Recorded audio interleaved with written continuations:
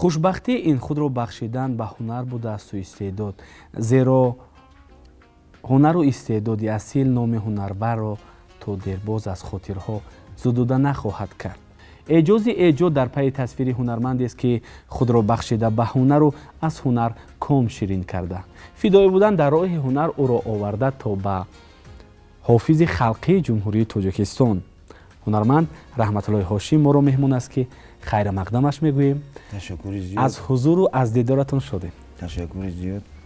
Ман ҳам ташаккури зиёд мегӯем ки ба ин барномаи диданӣ ҳам даъват намудем. Аввалан салому дуруди худро ба кулли тамошобинони телевизиони диданиву дӯстдоштании мо Сафина мерасонам.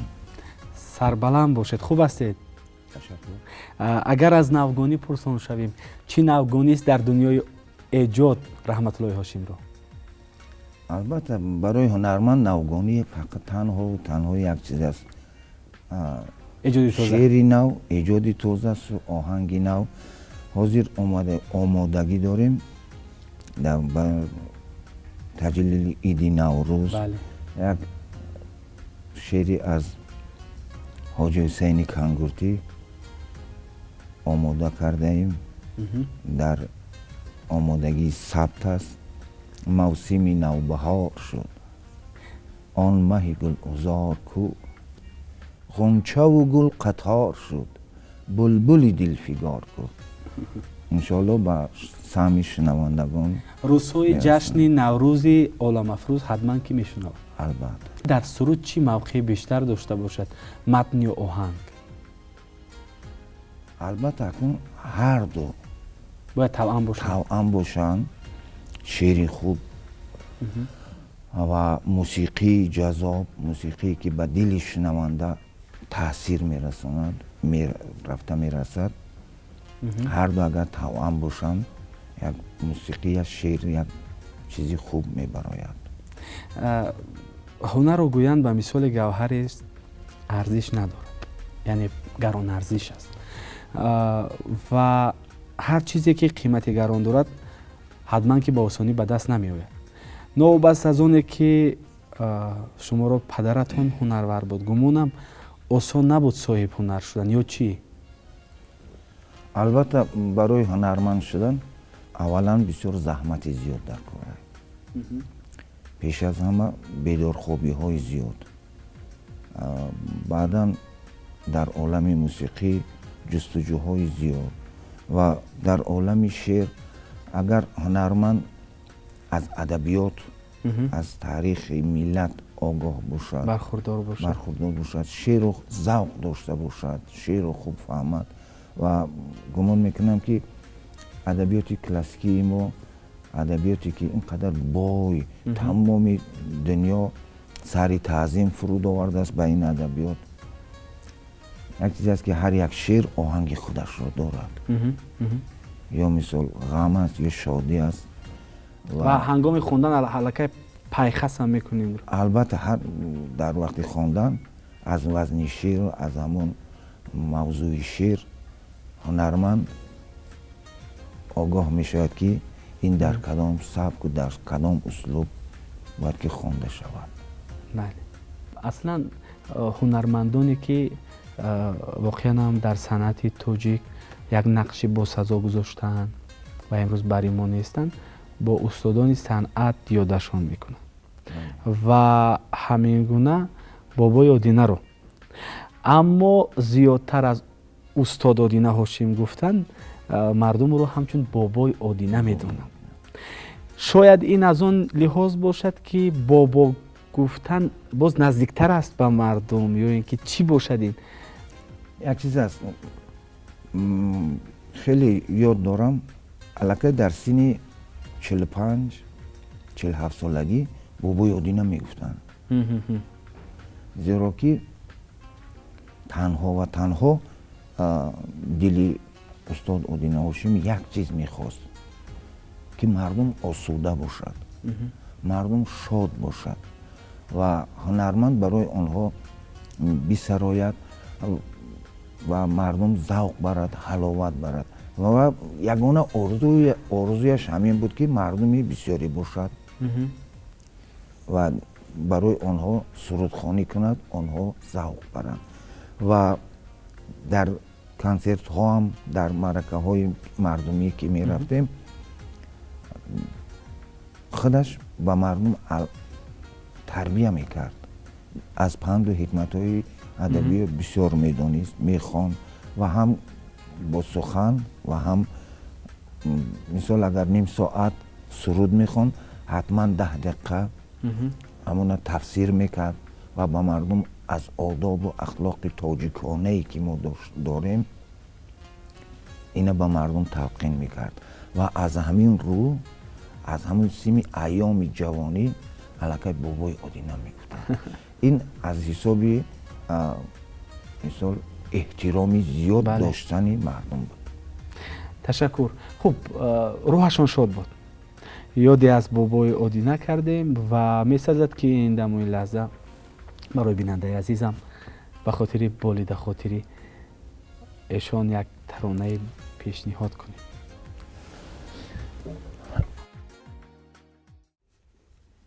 یک سرود میخونیم، نو آموده کردیم از طغرل احراری. بابتی مرا شوری است بر سر از غم دل. برای دل باختگان.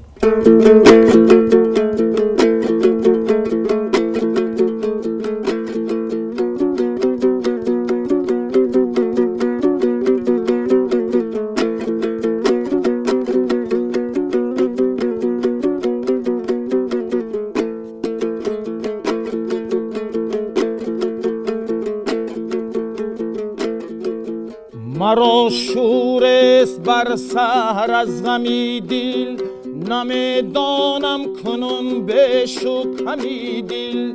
یکی امروز با ما سیر دل کن، کی دارد عالم این عالمی دل.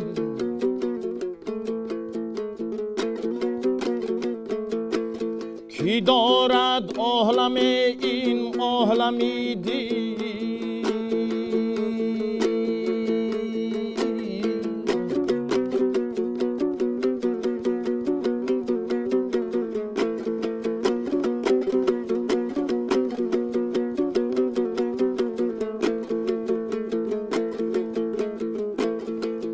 برافشان دانه کشتی مرادت، شود سر سبز و خورم از نمی دل.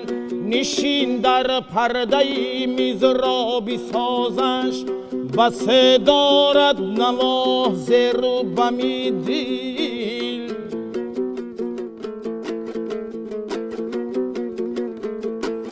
بسه دارد نوا زیر و بمی دل.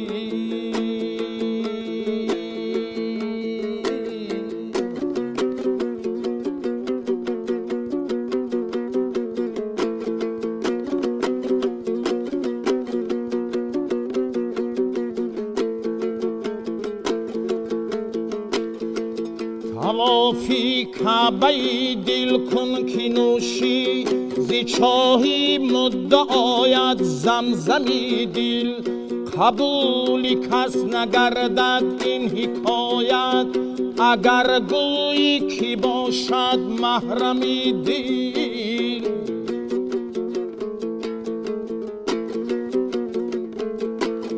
اگر گویی کی باشد محرمی دل.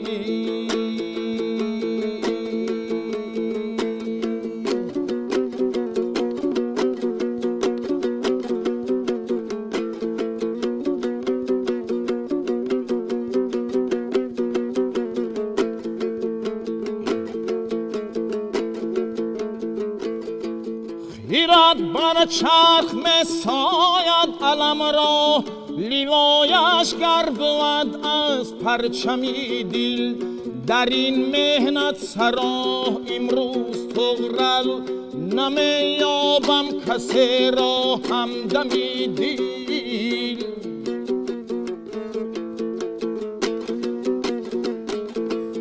در این مهنت سرا امروز طغرلی،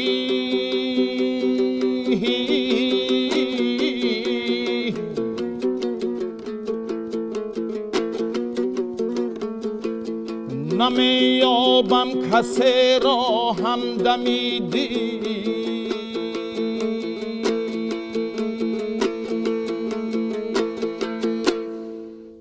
احسن تشکر. خوش انامین دل باختن، شفته و شیدا شدن، عاشق شدن، خب به عبارت دیگر عشق چی موقع و چی منزله دارد در ایجادیات رحمت الله هاشمی؟ هنرمند اگر به هنر اگر دلبستگی نداشته باشد، عشق نداشته باشد، گمان میکنم عمری ایجاد کوتاه می شود. و گفتنی هستم که هر یک هنرمند باید پیش از همه باید وطن دوست باشد، وطن را دوست دارد، دیارش را دوست دارد، ملتش را دوست داشته باشد و هر ایجادی میکند باید که حرکت کند به دل هنر، به همون شنونده، به دل همون تماشابین سخنش، موسیقی یا آهنگش رفته رسد. خب در بابت همین دوست داشتنی وطن، اصلا شاید این خطا باشد ولی این فکری شخصی من است که یقین که صنعتکار، نفر که در جدای صنعت فعالیت میکند، بسیار یک انسانی احساساتی است. اگر چیزی رو دوست بدارد با یک احساسی بلند دوست بدارد، خصوصا وطن رو. پس چهره ما تا چه اندازه به این وطن دلبستگی داشته باشد؟ البته وطن برای همه عزیز است، زیرا که هر یک هنرمندی که در این دیار فعالیت میکند تنها و تنها ایجاد او برای این ملت است. و وطن بعدا ما یک تاجیکستانی ما یک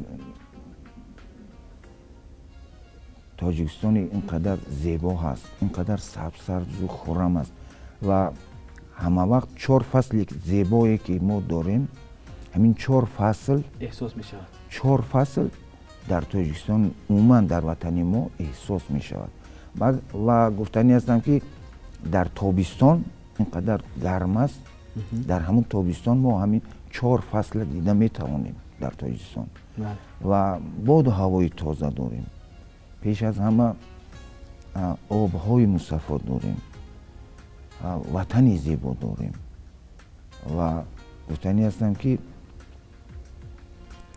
وطن رو باید که به دل دوست داشتن در کار، نه با سخن. و هر یک هنرمندان زیادی ما درباره وطن سرودند، سرودهای زیبا گفتند، سرودهای بسیار در سطح بلند گفتند و باز آیندگان هم میگویند، زیرا که این وطن دوست داشتن نیست. گناه هم هست اگر دوست نداری این وطن. بله. خوش چند سال است که در دریای پرتغیان هنر شناوری میکنید و تجربه خوبم در این سمت دارید. گوید که عمر هنر چند باشد؟ بسیار سوال خوب گفتید. البته در خانواده‌ای که هر شب و هر روز در اون خانواده صدای موسیقی است، صدای شعر است، همون کودک خواهی نخواهی به همین عالم وارد می شود و من خیلی از ایام خوردی در پهلوی پدرم می نواختم. اولا اسباب‌های ضربی می نواختم، بعدا به اسباب‌های تاریک گذشتم، بعدا اکاردیون می نواختم، همراهش می خواندیم. یک گفتنی هستم که صاحبی تبریز یک غزل دارد، بسیار در همین موضوعی که شما گفتیم بسیار خوب گفته است. مطلع اول چنین است که گرچه از وعده احسان فلک پیر شدیم، نعمتی بود که از هستی خود سیر شدیم و یعنی که حیات زندگی اونقدر شیرین است ولی اگر ناسازگار باشد همون نعمت بی‌بها سیر می‌شود. و اینجا یک مصرع دارد میگه که دل خوشمشربی ما داشت جوان عالم را شد همان روز جهان پیر که ما پیر شدیم. یعنی که اگر هنرمند از سر ایجاد کدام لحظه ای نباشد در ایام 40 است 30 است 50 است 60 است در از ایجاد ماند برای اون کس یعنی که هم هنر پیر شد هم همین دنیا برای اون کس پیر است. یعنی که اگر هنرمند تا همون لحظه ای که ایجاد میکند هنرمند هم هنر جاوید است هم همین حیات زندگی برای اون شیرین است. خوش گمان میکنم با این گفته ها باز چند مصرع دیگر ضم میکنیم همراه اسباب موسیقی که با خود آورده. مرحمت. تشکر.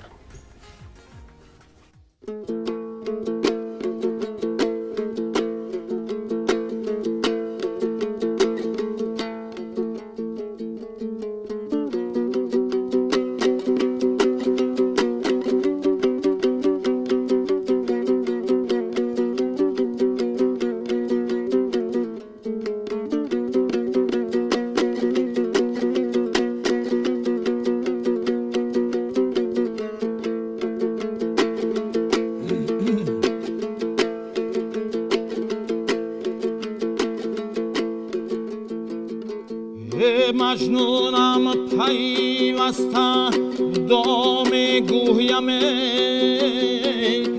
در فقر فتاده‌ام فنا میگویم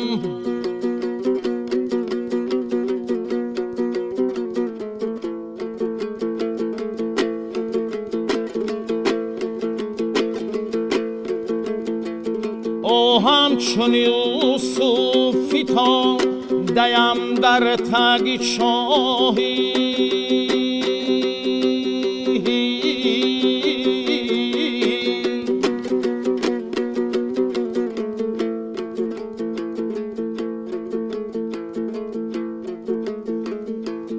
من در حق لیلیم بیداه میگویمی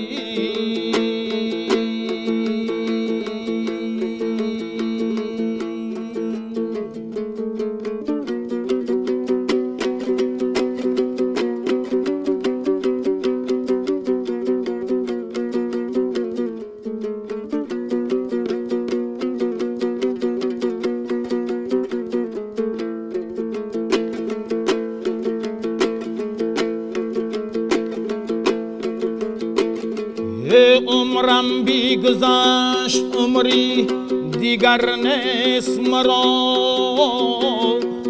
بیگذشت جوانی و خبر نیست مرا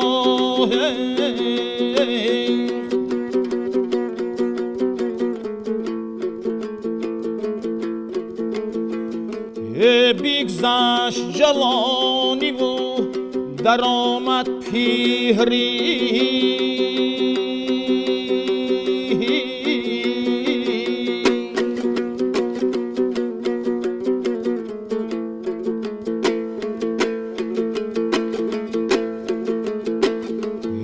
راهم بگریف راهی دیگر نیست مراهی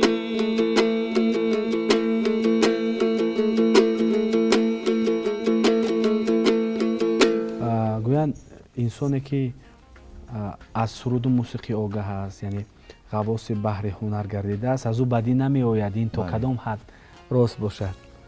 البته شخصی که از ادب ادبیات از شعر با خبر است دل او یک سوزش دارد و از آدم هنرمند که سزاوار نام هنرمند هست هیچ وقت از او بدی به شخصی به وطن به محیط البته نمیرسد. فقط باز میگم که اگر سزاوار نام هنرمند باشد.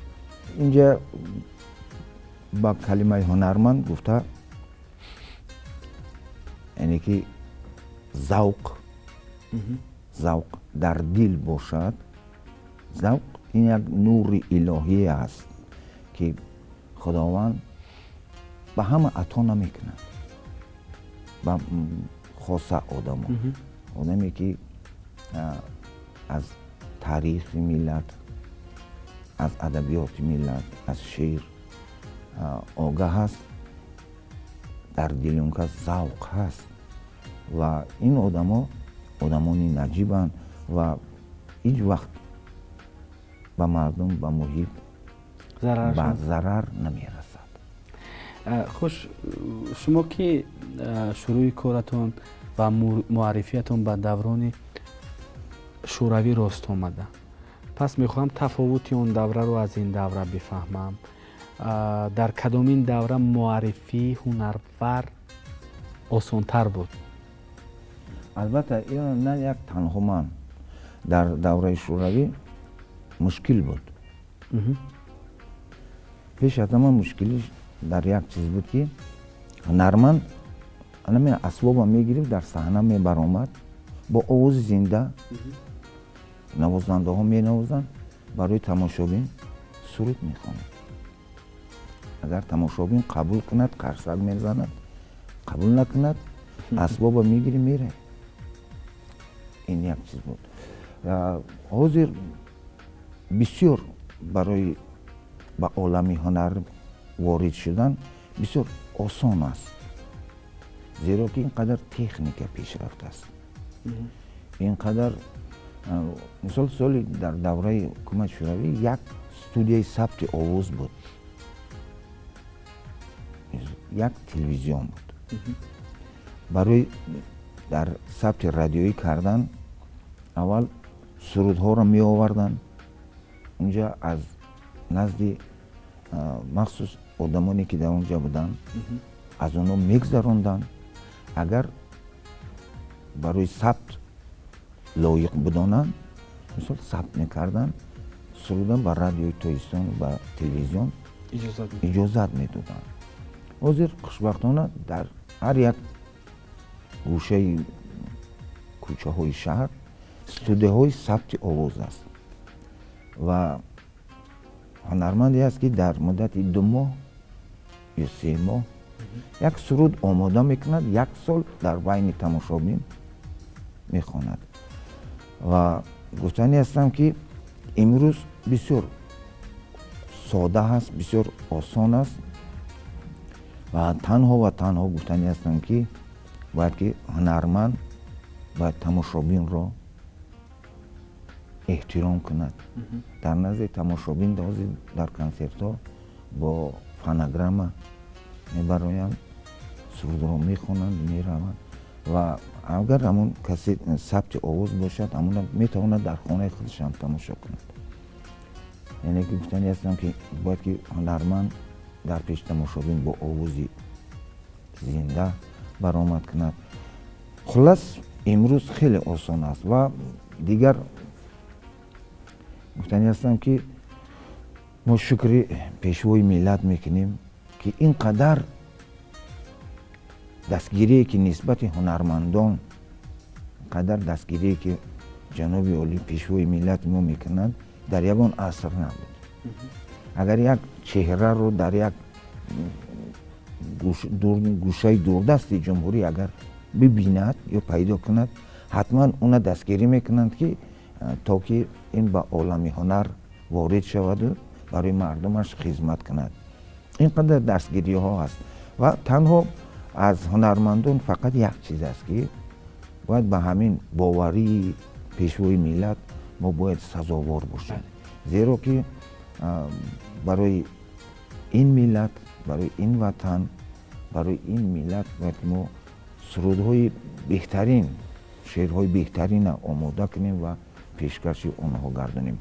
دیگر چیزش بود که سالهای پیش مثال از شیخ سنایی، شیخ عطار، شیخ بابا سعید عبدالخیر، شیخ بابا افضل کوشانی، حتی حاجی حسین کنگوتی، اینها را عالم تصوف میگفتند، صوفی میگفتند. خواندن اینا منع بود. امروز همه اینا آزاد هستند. هر چیزی که میخواهی برای این ملت مرحمت خواندن گیریم. اون وقت اینا منع بودن و گفتن هستم که آثار این شخصانی که نامبر کردم تربیه اینها زیادتر بودن، زیاد هستند. مثال بابا افضل کوشانی یک چند رباعی دارد، اونقدر از تربیه و برای این ملت اونقدر زیاد است. میگه دوش آینه خیش به صیقل دادم، روشن کردم و پیش خود بنهادم. در آینه عیب خویش چندان دیدم، عیب دیگران هیچ نیامد یادم.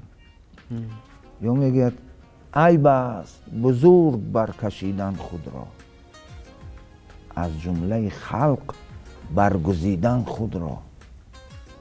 از مردمک دیده بباید آموخت، دیدن همه کس را و ندیدن خود را.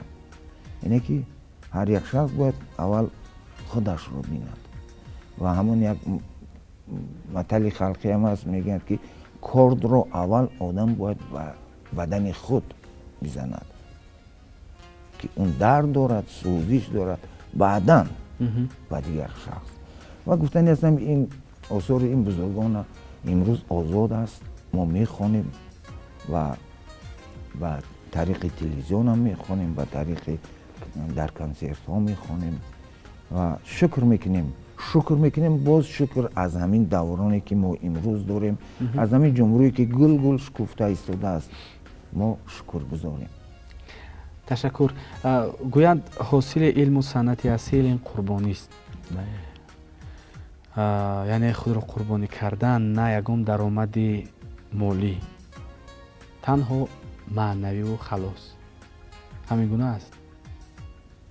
اون قربانی اون به معنی نیست البته که، لیکن در بسیاری حالت مثال از بحر بسیار چیزها میگذره.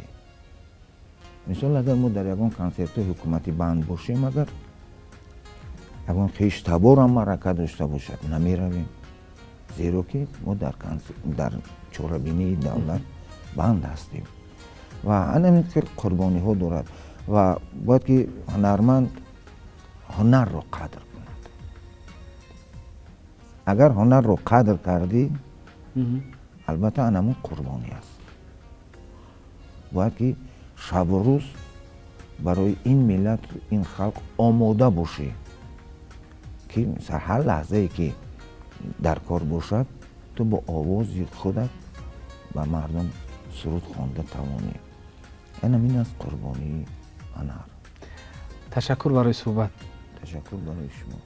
تشکر برای دعوت رو پذیرفتن و با امید همکاری ها. بله. و با مصرع زرینی در ملت من کیست که مفتون قلم نیست با شما بیننده عزیز تا ایجاد دیگر خیر و خوش میکنیم. خیر، مفتون قلم، مفتون ایجاد و مفتون هر دم خوش زندگی باشید. تا نزدیکترین دیدار.